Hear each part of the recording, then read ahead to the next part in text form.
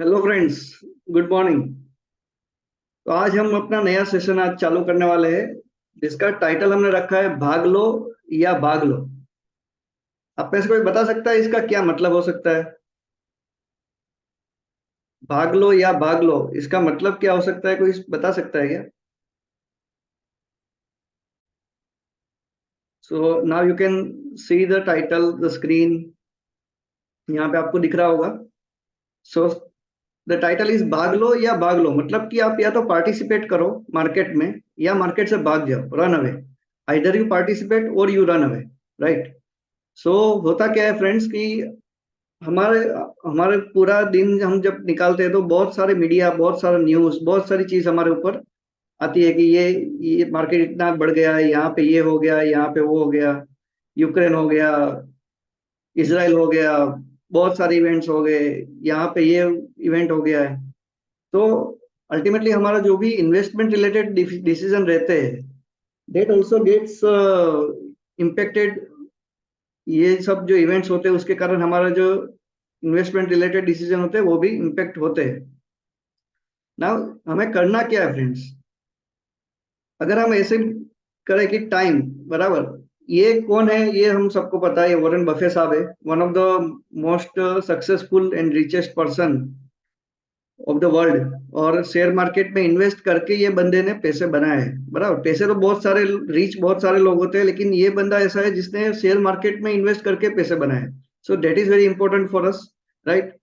अभी आप मुझे बताएं कि अगर वॉरेन बफे साहब को आप पूछने जाओगे कि आपका सक्सेस का मंत्र क्या है, आप सक्सेसफुल हुए, आपने इन्वेस्ट करके सक्सेसफुल हुए, उसका मंत्र क्या है? What is the juice behind that success?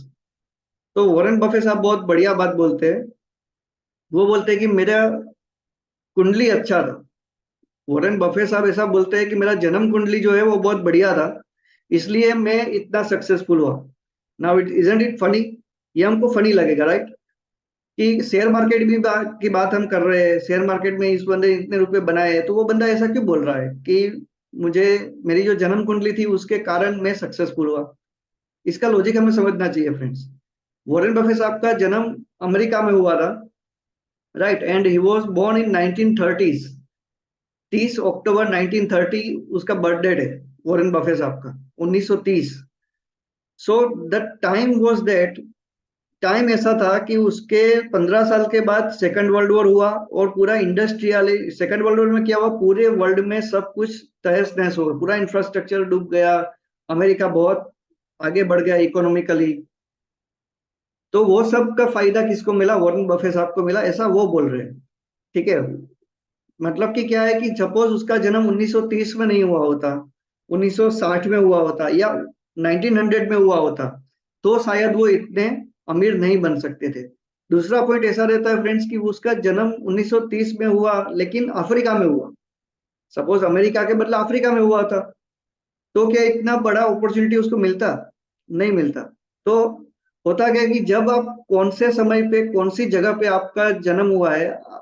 आज हम 2023 में यहाँ पे बैठे हैं, आप में से कोई 20 साल का बंदा है, कोई 22 साल का है, कोई 30 साल का होगा, कोई 40 साल का होगा। तो द पॉइंट इज दैट कि अभी हम जहाँ पे बैठे हैं, we are at the very good point, कि जहाँ पे इंडिया जो है वो इंडिया अभी यहाँ से आगे, आगे जाके बहुत बढ़िया ग्रोथ हो सकता है। अभी हम यहाँ पे 2023 में है, अबाउट 3.5 ट्रिलियन यूएस हमारी इकोनॉमी हो गई है, 3.5 के करीब हमारा इकोनॉमी की जीडीपी की साइज हो गया है। नाउ दिस जीडीपी का जो ग्रोथ है, यहाँ पे आप देख सकते हो, यहाँ पे पहले हॉरिजॉन्टल लाइन थी, नाउ इट इज, अभी ये वर्टिकल लाइन हो रही है, ये सीधा ग्रोथ है। ठीक है, ये सीधा ग्रोथ यहाँ से आगे जाके मिल सकता है। तो ये जो ग्रोथ होगा, जब ये इस टाइप का जब भी ग्रोथ होता है, तो उससे फायदा क्या होता है? देखिए, सबसे पहले फायदा क्या होता है कि ये जो हमारा मार्केट होता है, ये हमारा जो स्टॉक मार्केट है, जो इकोनॉमी का ग्रोथ जैसे होता है, इकोनॉमी जैसे जैसे मूव होती है, वैसे वैसे हमारा जो शेयर मार्केट का ग्रोथ है वो भी उसी हिसाब से आगे बढ़ता है। यहाँ पे हम देख सकते हैं कि जो सेंसेक्स है, हमारा जो इंडेक्स है मेन, सेंसेक्स करके, उसका ये पिछले 40 इयर्स का ये ग्राफ है। ठीक है। तो यहाँ पे आप देख सकते हो ये बहुत सारे इवेंट्स, ये जहाँ पे इतने बुलेट बनाए वो सब इवेंट्स हुए हैं, बराबर। मार्केट कभी ऊपर गया, कभी नीचे गया, कभी क्रैश हुआ, कभी बहुत ऊपर चला गया। तो हर एक इवेंट पे मार्केट ने कुछ ना कुछ रिएक्शन दिया है।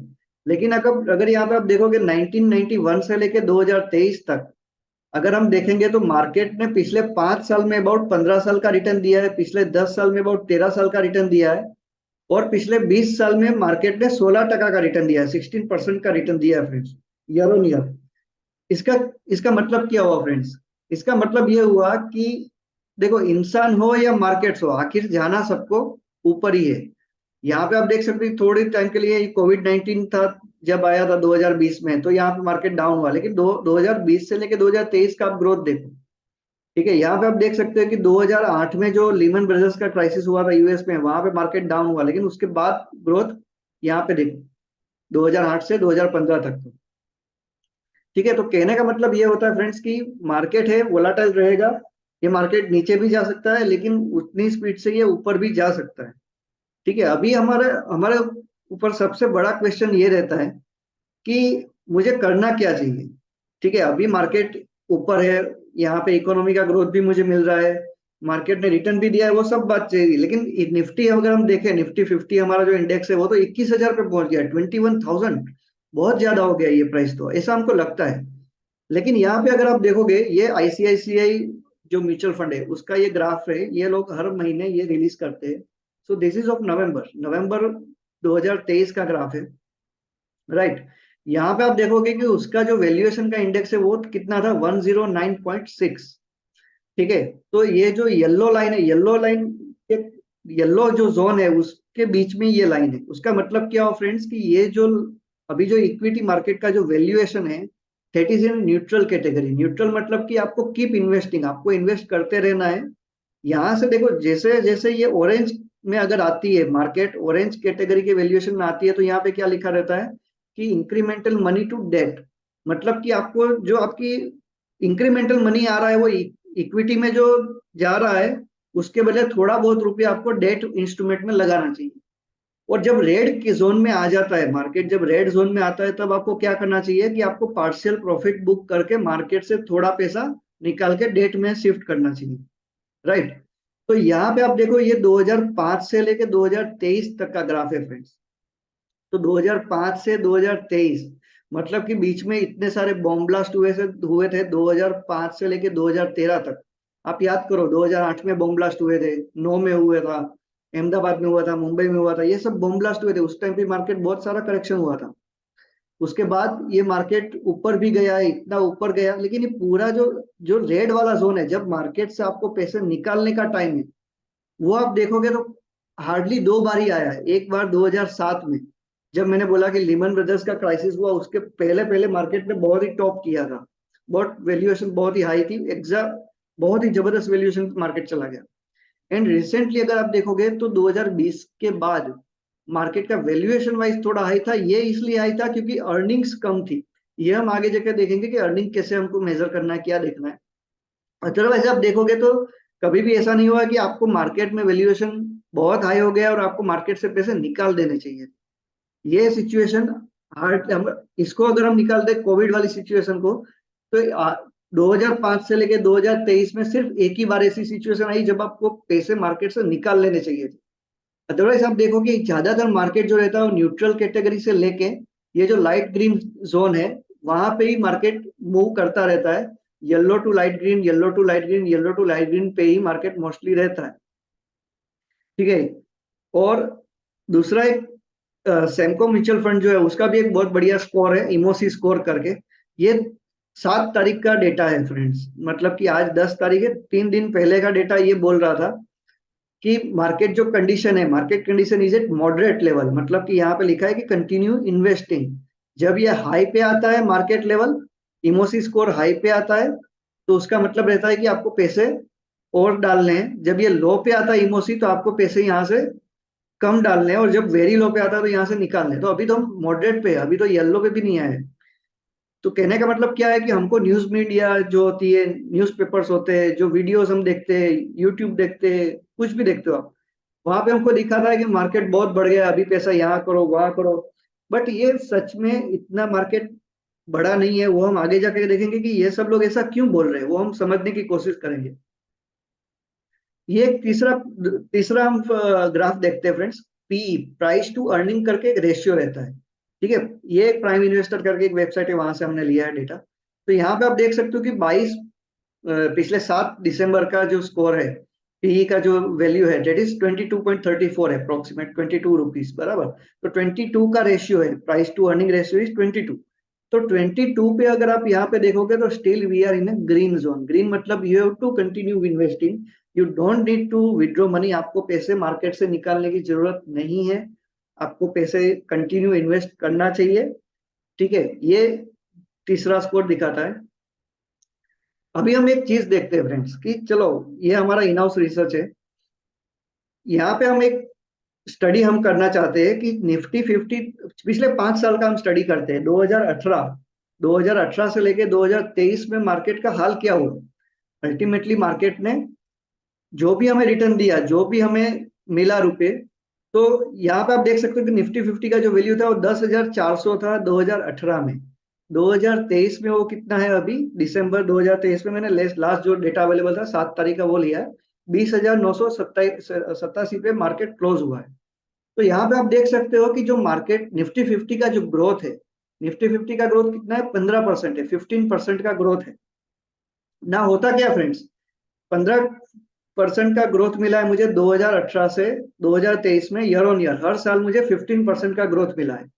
यहाँ पे अब निफ्टी 50 क्या है, मतलब कि 50 कंपनी, जो सबसे बड़ी कंपनी है इंडिया की, सबसे बड़ी 50 कंपनीज है, उसका इंडेक्स है। तो वो सब 50 कंपनी ने 2018 में, फाइनेंशियल ईयर 2018 में कितना अर्निंग किया था, टोटल जो अर्निंग्स किया वो था 448 रुपीज, 448 रुपए अर्निंग थी, उसका प्रॉफिट, नेट प्रॉफिट था। नाउ यू सी हियर कि ये जो अर्निंग, ईपीएस मतलब earning per share, earning per share था 448 था, वो अभी 2023 में कितना है, 935 रुपीज। मतलब कि it is already more than double, ठीक है। यहाँ पे आप देख सकते हैं कि जो ईपीएस का ग्रोथ है डेट इज ऑल्सो 16%, 16% का ग्रोथ है फ्रेंड्स, राइट। अभी यहाँ पे प्राइस टू अर्निंग जैसे हमने पीछे देखा था कि 2018 में जो मार्केट था वो 25.37 पीई पे था, ठीक है। और आज कितने पीई पे है, 22.34 पीई पे है। तो यहाँ पे क्या कहने का मतलब है कि 2018 से भी मार्केट कंपेरेटिवली सस्ता है, it is not costly valuation wise. ये वैल्यू के पैरामीटर्स है। तो वैल्यूएशन वाइज अगर हम देखते हैं तो ये मार्केट इतना कॉस्टली नहीं है। दूसरा ये रहता है कि प्राइस टू बुक वैल्यू। तो प्राइस टू बुक वैल्यू में अगर हम देखेंगे तो प्राइस टू बुक वैल्यू का जो पैरामीटर है वो भी यहाँ पे 3.67 है, और 2018 में 3.32 था। तो ये अगर हम स्टेटिस्टिकली देखने जाए तो 2023 में वो थोड़ा सा कॉस्टली हुआ है। डिविडेंड यील्ड भी ऑलमोस्ट सिमिलर है, 1.26 एंड 1.3 है। नाउ ये सब हम देखते हैं कि इसका मतलब क्या है फ्रेंड्स, बराबर। यहाँ पे हम देखते हैं, एक मैं आपको ग्राफ दिखाता हूँ कि ये सब जो हम कर रहे हैं इसका हमें इसमें से क्या समझना है, क्यों क्यों हम ये सब शेयर कर रहे हैं आपके साथ। ओके, अभी आपको एक स्क्रीन दिखेगी, ठीक है। यहाँ पे आप देख सकते हो कि ये जो है, ये ईपीएस का ग्राफ है, मतलब कि निफ्टी 50 का जो ईपीएस है, ये जो ग्रीन लाइन आपको यहाँ पे दिख रहा है वो अर्निंग पर शेयर है। तो अर्निंग पर शेयर जैसा हमने देखा कि 448 समथिंग रुपीज था, नाउ देट 400 हुआ, ये 2019 का है, 400 के करीब चल रहा था। फिर 2020 में 440 के करीब आया वापस। देन ये कोविड के टाइम पे जो अर्निंग पर शेयर था वो बहुत ही कम होके 366 हुआ, 367 तक गया। और निफ्टी तब कितना था, 15,000 पे था। नाउ 367 पे जो ईपीएस था और 15,000 का जो निफ्टी था, नाउ 367 से अभी कितना हो गया friends, now you can see 935, जैसे हमने प्रीवियस स्क्रीन में देखा कि 935 और 20,900 निफ्टी हो गया। तो द ग्रोथ जो हम बोलते हैं कि यहाँ पे आप देख सकते हो कि निफ्टी और ईपीएस का जो ग्राफ है पिछले 1-1.5 साल में ऑलमोस्ट सिमिलर चल रही है। यहाँ पे आप देख सकते हो कि 2020 से लेके 2022 जनवरी तक, फरवरी 2022 तक आप देख सकते हो कि ईपीएस कम था लेकिन मार्केट का वैल्यू बड़ा, मार्केट ऊपर ही चल रहा था, ईपीएस उतना नहीं था। सेम चीज यहाँ पे हम देख सकते हैं कि जो पीई है, जो प्राइस टू अर्निंग रेशियो है 5 साल का, यहाँ पे भी आप देख सकते हो कि ये जो ग्रीन लाइन है वो पीई का लाइन है। यहाँ पे आप देखो कि ये जो लाइन जब पीई ऊपर था और मार्केट नीचे था, यहाँ पे 29 27 ऐसा पीई चल रहा था। ये कोविड के पहले का ग्राफ है। यहाँ पे आप देखोगे तो कोविड के पहले 26 25 27 28 29, ये इतना बहुत ही हाई वैल्यूएशन पे मार्केट था। बाद में ये कोविड वाला क्रैश आया। फिर यहाँ पे जो हुआ ना, ये ग्राफ अभी हम नहीं देख, इसको कंसिडर नहीं करना है। इतना पी हाई था 40 35 30 तक चला गया था।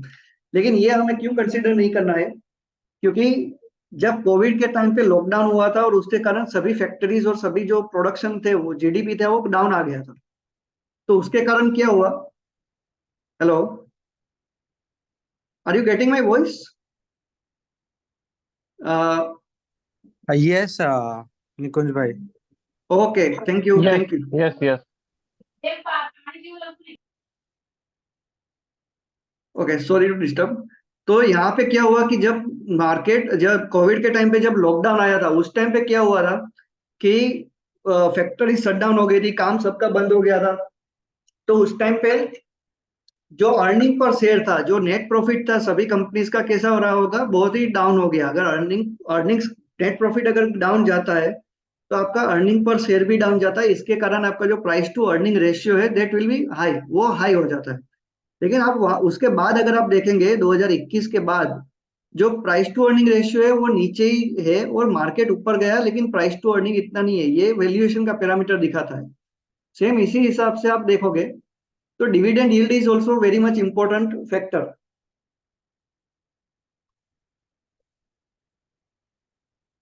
डिविडेंड यील्ड जो है, हिस्टोरिकली जो डिविडेंड यील्ड है निफ्टी 50 का, डिविडेंड यील्ड मतलब क्या होता है कि जितना भी कंपनी ने प्रॉफिट किया उसमें से वो जो हमारे साथ शेयर करती है एज पार्ट ऑफ डिविडेंड्स, बराबर। तो इसको हम बोलते हैं डिविडेंड यील्ड बोलते हैं।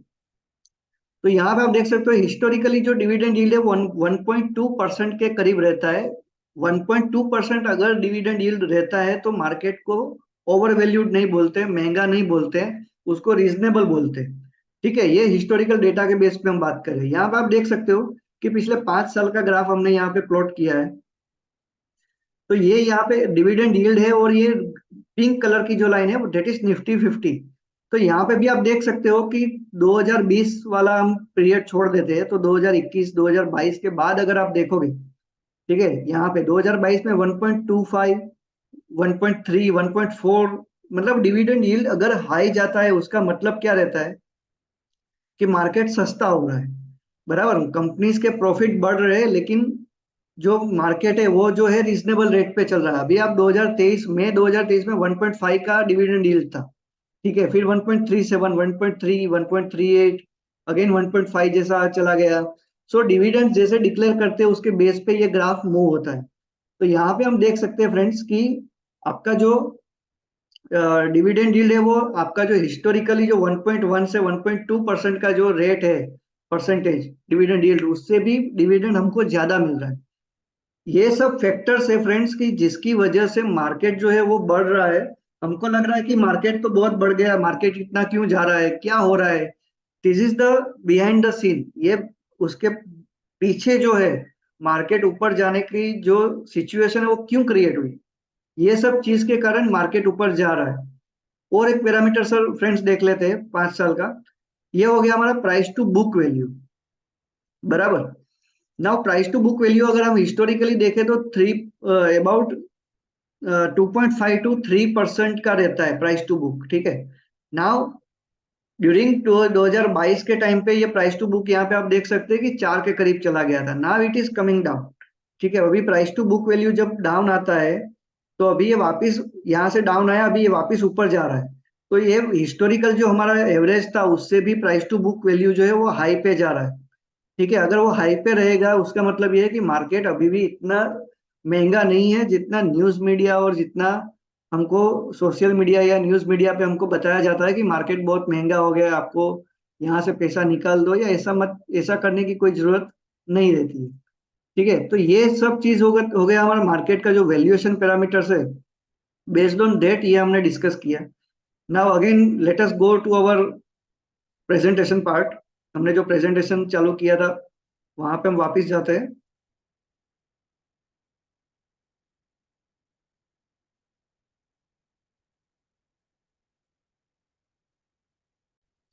ओके फ्रेंड्स, तो ये हमारा प्रेजेंटेशन था, हमने यहाँ से छोड़ा था। ये अभी यहाँ पे जो मैंने डिस्कस किया 2018 से 2023, ना अभी आपको ये समझ में आ गया होगा कि ये इसका क्या मतलब है और क्यों हमने ये डिस्कस किया। ठीक है। नाउ नेक्स्ट हम देखते हैं। अगेन ये पैरामीटर हमने डिस्कस कर लिया, लेकिन फिर भी हम ये इंटरेस्टिंग एक स्लाइड थी तो मैंने रखा है यहाँ पे। यहाँ पे आप देखो कि एक्चुअली क्या होता है जब प्राइस टू अर्निंग है ना, वो थोड़ा बहुत अभी भी यूज होता है वैल्यूएशन चेक करने के लिए।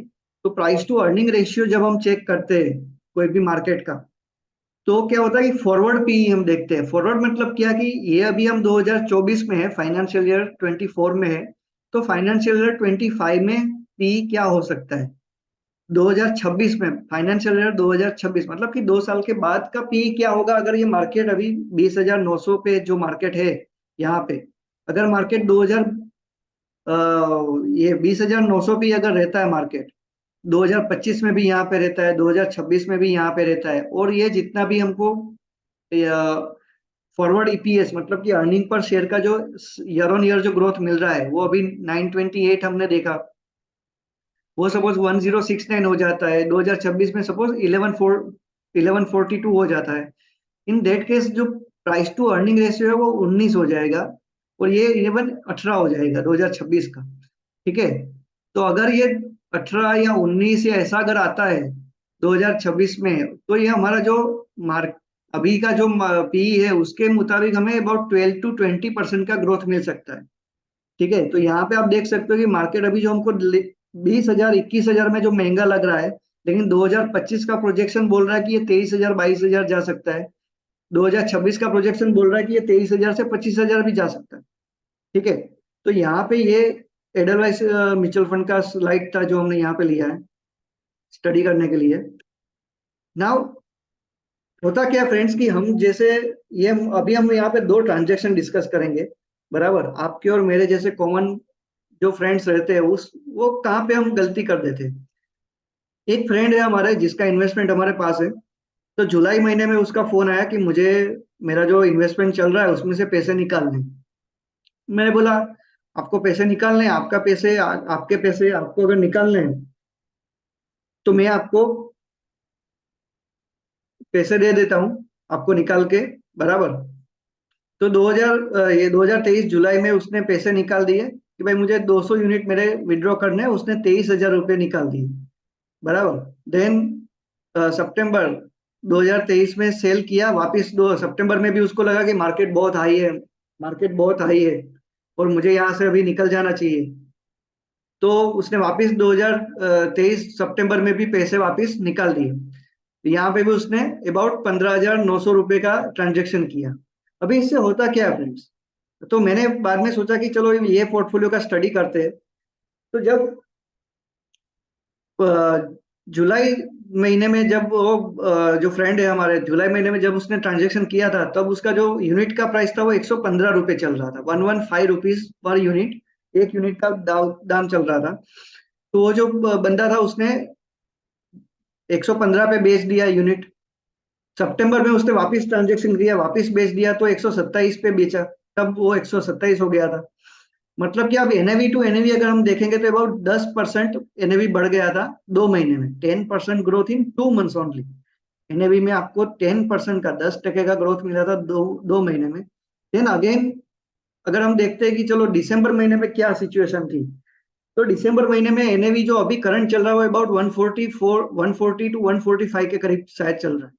तो अगर ये हम देखने जाएंगे तो 115 वाला जो यूनिट हमने बेचा उसके मुताबिक उसके कंपैरिजन में अभी अबाउट 22% ग्रोथ हुआ। मतलब कि वो जो बंदा था उसने मार्केट से निकल गया, तो ये पैसे निकाल के उसने 22% का लॉस किया, राइट।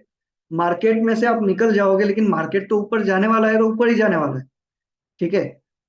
मेन चीज क्या है, मार्केट से हमें कब निकलना चाहिए कि जब मुझे पैसे की जरूरत है। मैंने जो गोल बनाया है कि मुझे 10 साल के बाद पैसे चाहिए, मुझे 15 साल के बाद पैसे चाहिए, मुझे 20 साल के बाद पैसे चाहिए, उस टाइम पे अगर मुझे पैसे की जरूरत है, मैं निकालता हूँ, मार्केट ऊपर भी है या नीचे भी है, कहीं पे भी है, मुझे अगर पैसे की जरूरत है, मुझे निकालना है तो ठीक है। ये जो बंदा था उसने पैसे निकाले थे, वो पैसे उसको स्टॉक मार्केट में डायरेक्ट स्टॉक मार्केट में ट्रेडिंग करने के लिए निकाले थे। तो फ्रेंड्स, उसके साथ मैंने अभी अभी बात किया था 2 दिन पहले, तो उसने बोला कि नहीं, मुझे 22 ये इतने 5 महीने में मैंने जो ट्रेडिंग किया उससे मुझे कोई इतना नफा नहीं हुआ है, प्रॉफिट नहीं हुआ है। हाँ, तो उसने एक्सेप्ट किया कि ये मेरा लॉस है, कि मैंने 22% जो मेरा एनएवी में ग्रोथ मिला था वो मैंने लॉस कर दिया। वो क्यों? क्योंकि मुझको वो पैसे से ट्रेडिंग करना था। सेम एक दूसरा पोर्टफोलियो स्टडी करते हैं फ्रेंड्स। यहाँ पे आप देखोगे कि ये टोटल जो परचेज अमाउंट था, एक ये ट्रांजेक्शन था, ये अगले साल किया था। तकरीबन 1 साल तक का हमारे पास ये पैसे रहे थे, नहीं, 6 8 महीने तक पैसे रहे थे। कुछ 12 13 हजार रुपए की एसआईपी चल रही थी।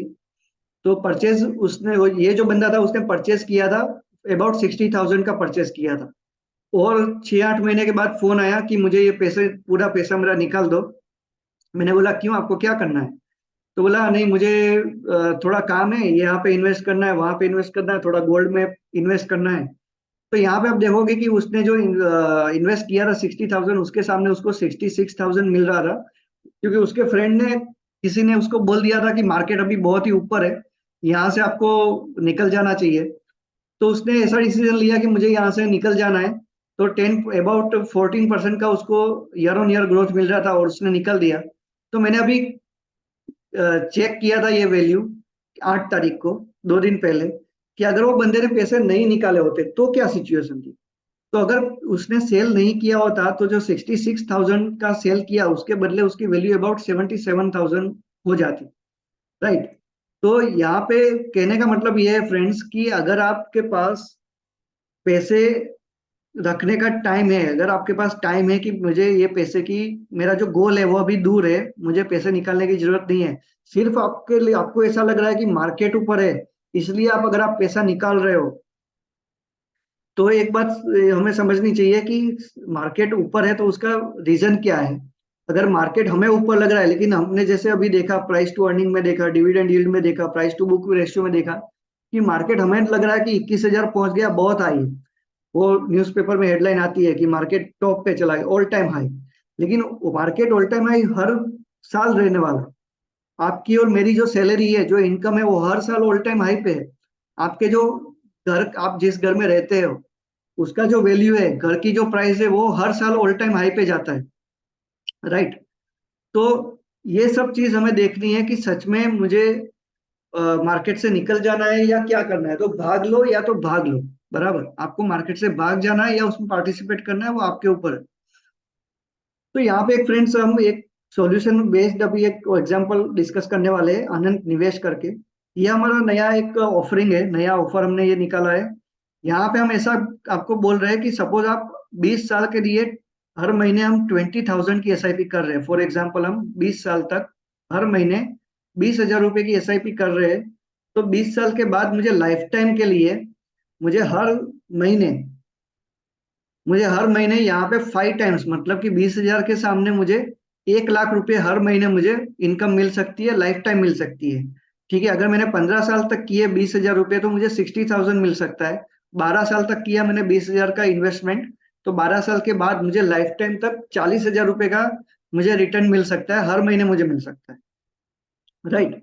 तो ये सब चीज हमें देखनी है कि मुझे, मेरा जो गोल है, फाइनेंशियल फ्रीडम क्या है फ्रेंड्स, रिटायरमेंट प्लानिंग क्या है, कि मुझे हर महीने कुछ ना कुछ इनकम मेरे इन्वेस्टमेंट से मिलता रहे, वो लाइफ टाइम मिलता रहे। और मुझे उसमें से अगर इमरजेंसी में कुछ पैसे निकालने, तो मैं निकाल भी सकूं। ठीक है, बहुत सारे पेंशन प्लान, बहुत सारी इंश्योरेंस पॉलिसीज रहती है, थोड़ा बहुत रुपये आपको वहां पे भी डालने चाहिए, लेकिन आपको ये देखना है कि वहां पे लिक्विडिटी का रिस्क रहता है, आपको अगर पैसे इमरजेंसी में निकालने हैं, तो आप निकाल नहीं पाते हो। ठीक है, अभी यहाँ पे हम एक, ये जो चीज है उसके लिए हम एक डिस्कस करेंगे, एक प्रेजेंटेशन हम दूसरा है, उसमें हम देखेंगे कि अगर हमने ऐसा किया होता तो उससे क्या फायदा होता। जैसे हमने ये आपको दिखाया कि 20 साल, 15 साल या 10 साल तक अगर हम इन्वेस्ट करते हैं, तो उससे क्या होता है।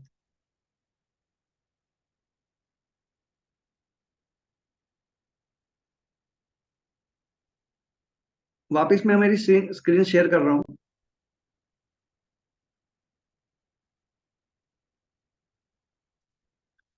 ओके फ्रेंड्स, यहाँ पे आप देखो कि यहाँ पे आप देख सकते हो कि सपोज किसी ने 8 साल तक एसआईपी किया है, बराबर, निफ्टी 500 में 8 साल का एसआईपी अगर हम कर रहे हैं, और यहाँ पे ये जो आप ब्लू कलर का लाइन देख रहे हो, ब्लू कलर का जो ग्राफ देख रहे हो, ये आपका एसआईपी का टाइम है कि जब हमने आपने एसआईपी किया है, ठीक है। और यहाँ पे आप देख सकते हो कि निफ्टी 500 ने एसआईपी का जो टाइम था 8 साल का, उसके दरमियान हमको 26% का ग्रोथ दिया है। मतलब कि हमने 10,000 रुपये हर महीने इन्वेस्ट किए, और टोटल इन्वेस्टमेंट हमारा हमारा क्या हुआ, 9,60,000, 9,60,000 रुपये का हमने इन्वेस्टमेंट किया। उसके सामने मार्केट वैल्यू जो 2006 में हुई वो क्या हुआ, 28 लाख रुपीज का हमने वैल्यूएशन आया। तो यहाँ पे क्या हुआ कि मैंने 8 साल के बाद हर महीने में 10,000 रुपये विड्रॉ कर रहा हूँ, ठीक है। मैंने 2006 से लेके दो मतलब 2006 अगस्त 2006 से लेके सितंबर 2023 तक हर महीने मैंने 10,000 रुपये विड्रॉ कर लिए, यूज कर लिए। तो मैंने टोटल विड्रॉ मैंने 9,60,000 का इन्वेस्टमेंट किया था। विड्रॉल कितना कर लिया मैंने, 20,60,000 रुपये का ऑलरेडी मैंने विड्रॉ कर लिया 2023 तक। और 2023 सितंबर में मेरा कॉर्पस अभी भी कितना पड़ा है, 1,13,00,000 रुपये अभी भी मार्केट में है। तो ये जो लिक्विड अमाउंट है ये मैं कभी भी यूज कर सकता हूँ in case of emergency. Otherwise मुझे लाइफ टाइम ये 10,000 रुपये तो हर महीने मुझे मिलते ही रहेंगे। दूसरा एक ऐसा एग्जाम्पल देखते हैं फ्रेंड्स, ये बहुत ही इंटरेस्टिंग एग्जाम्पल है। ये 10 साल का एसआईपी का एग्जाम्पल है। 10 साल के लिए मैंने 10,000 रुपये अगर इन्वेस्ट कर रहा हूँ, तो 10 साल के बाद मुझे 15,000, 1.5 टाइम्स मुझे पैसे मिलेंगे, ठीक है।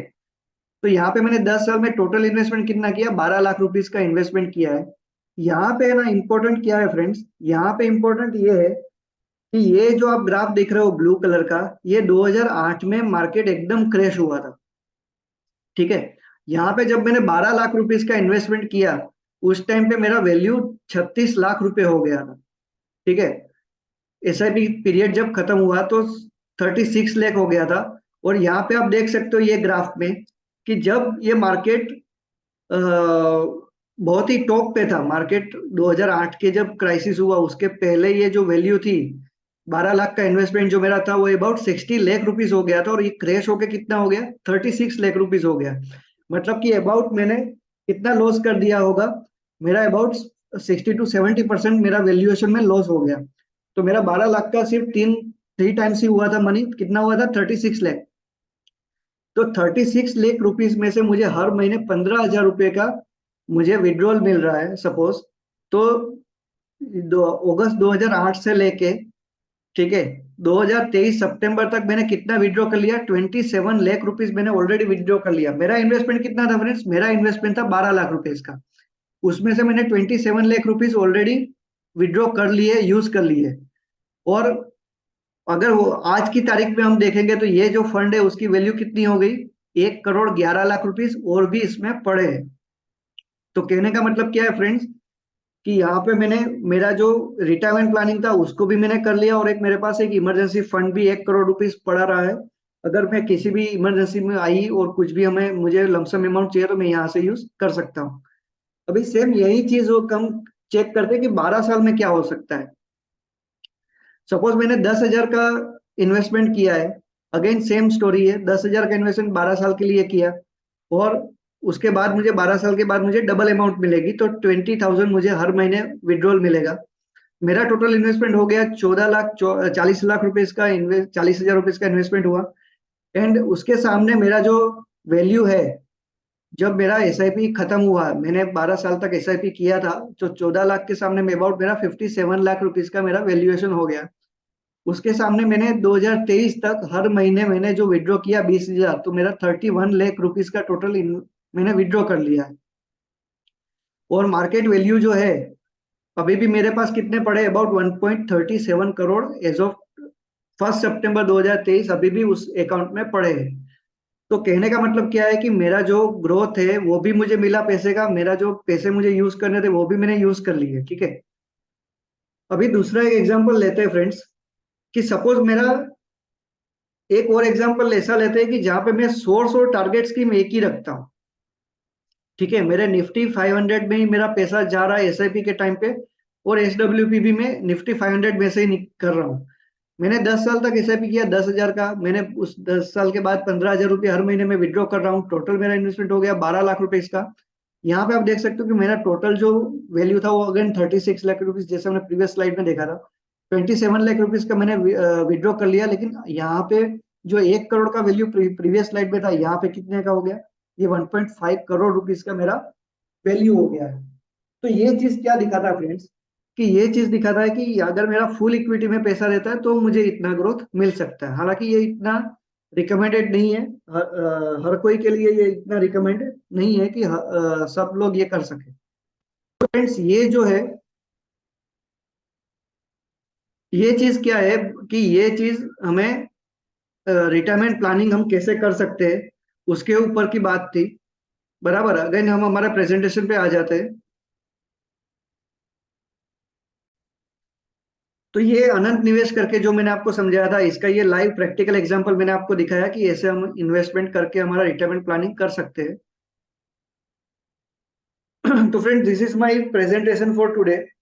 यहाँ पे एक दो एग्जांपल और हम डिस्कस करेंगे नेक्स्ट टाइम रिगार्डिंग दिस। एक हम अभी अभी मैंने एक शेयर किया था व्हाट्सएप पे, जहाँ पे मैंने क्या किया था कि 10,000 रुपये, एक 30 साल का बंदा है, 10,000 रुपये उसको इन्वेस्ट करने थे। ठीक है, तो हमने क्या किया उसके लिए, ये मैं आपको दिखाना चाहता हूँ। उसके बाद हमारा सेशन क्वेश्चन एंड आंसर हम ले सकते हैं।